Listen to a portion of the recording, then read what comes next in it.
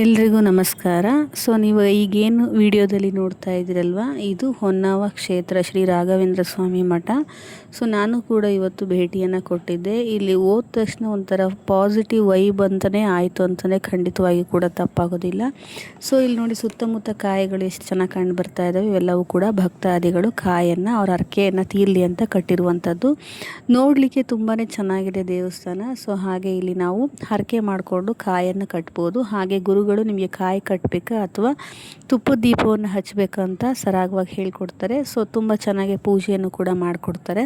So ಅದಾದ ನಂತರ ನಾವು ಇಲ್ಲಿ ಭಕ್ತಾದಿಗಳು ಏನು ಮಾಡಬೇಕು ಅಂತ ಹೇಳಿದರೆ, ತುಪ್ಪದ ದೀಪವನ್ನು 9 ಬಾರಿ ನಮಸ್ಕರಿಸಿ ಪ್ರದಕ್ಷಿಣೆ ಮಾಡಿ ಏನು ಮಾಡಬೇಕು ಅಂತ ಹೇಳಿದರೆ, ಆ ತುಪ್ಪದ ದೀಪವನ್ನು ಹೋಮದ ಒಂದು ಕುಂಡಕ್ಕೆ ಹಾಕಿ, ಸೊ ಮತ್ತು 9 ಸುತ್ತುಗಳನ್ನು ಹಾಕಿ ದೇವರಿಗೆ ಪ್ರದಕ್ಷಿಣೆ ಮಾಡಿ, ಹಾಗೆ ದೀಪ ಮತ್ತು ಅಕ್ಷತೆ ಕಾಳುಗಳನ್ನು ಮನೆಗೆ ತೊಗೊಂಬರಬೇಕು.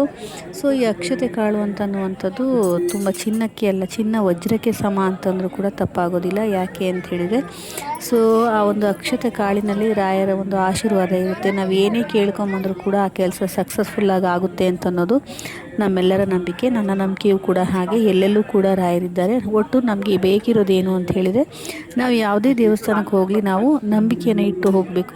ತದನಂತರ ಪ್ರತಿಫಲ ಅಂತನ್ನುವಂಥ ನಮಗೆ ಸಿಗುತ್ತೆ.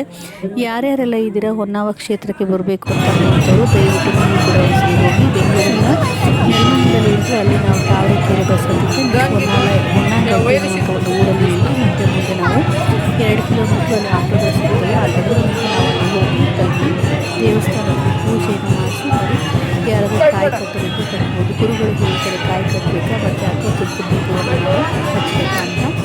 ಸೊ ನಾನು ಕೂಡ ತುಪ್ಪದ ದೀಪವನ್ನು ಹಚ್ಚಿ ನಾನು ಹರಕೆಯನ್ನು ಮುಟ್ಟಿಸಿ ಬಂದಿದ್ದೀನಿ. ಯಾರೆಲ್ಲ ಹೋಗಬೇಕು.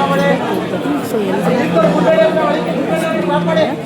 ನನಗೆ ದೇವಸ್ಥಾನಕ್ಕೆ ಹೋಗಿ ಬಂದಾಗ ಮನಸ್ಸು ತುಂಬ ಶಾಂತವಾಗಿದೆ. ಹಾಗೆ ಸೊ ನಾವೇನು ಅಂದ್ಕೊಂಡಿದ್ದೀವಿ ಅಲ್ವ, ಆ ಕೆಲಸಗಳಲ್ಲೇ ಕೂಡ ಆಗ್ತೀವಿ ಅನ್ನುವಂಥದ್ದು ಕೂಡ ನನಗೆ ನಂಬಿಕೆ ಬಂದಿದೆ. ನೀವು ಕೂಡ ಎಲ್ಲರೂ ಹೋಗಿ ಸೊ ಈ ಕ್ಷೇತ್ರದ ಒಂದು ಪವಾಡವನ್ನು ನೋಡಿ, ಹಾಗೆ ನಿಮ್ಮ ಸುತ್ತಮುತ್ತ ಯಾರ್ಯಾರು ಹೋಗಬೇಕು ಅಂತ ಅಂದ್ಕೊಂಡಿದ್ರೆ ದಯವಿಟ್ಟು ಒಮ್ಮೆ ಈ ಕ್ಷೇತ್ರಕ್ಕೆ ಹೋಗಿ ನಿಮ್ಮ ಸೇವೆಯನ್ನು ಸಲ್ಲಿಸಿ ಅಂತ ಹೇಳ್ತಾ ಈ ಕ್ಷೇತ್ರದ ಮಾಹಿತಿಯನ್ನು ತಿಳಿಸ್ತಾ ಇದ್ದೀನಿ. ಸೊ ಎಲ್ಲರಿಗೂ ಕೂಡ ಧನ್ಯವಾದಗಳು. ಈ ಒಂದು ವಿಡಿಯೋದಲ್ಲಿ ಏನು ಕಾಣಿಸ್ತಿದೆಯಲ್ಲ, ಹೊನ್ನಾಗಡ್ಡಿ ಹೊನ್ನಾಲಯ ಶ್ರೀ ರಾಘವೇಂದ್ರ ಸ್ವಾಮಿ ಮಠದಲ್ಲಿ ದೇವಸ್ಥಾನದ ಪೂಜೆಯನ್ನು ಹಾಗೆ ನೋಡಿ ದೇವಸ್ಥಾನದಲ್ಲಿ ದೇವರ ದೇವಸ್ಥಾನದಲ್ಲಿ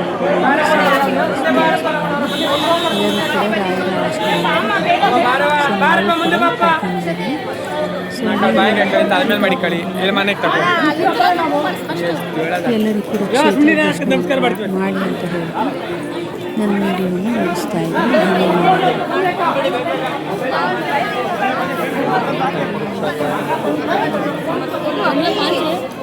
ಸೊ ಎಲ್ಲ ಸುತ್ತಮುತ್ತ ನೋಡಿದ್ರು ಕೂಡ ಕಾಯಿಗಳನ್ನು ಹರಕೆಗೆ ಕಂಡು ಬರ್ತದೆ. ಅದಂತೂ ನೋಡಲಿಕ್ಕೆ ತುಂಬ ಚೆನ್ನಾಗಿ ಅನಿಸುತ್ತೆ. ಪಾಸಿಟಿವ್ ವೈಬ್ ಅಂತ ನೋಡಿದ್ದು ತುಂಬ ಚೆನ್ನಾಗಿದೆ.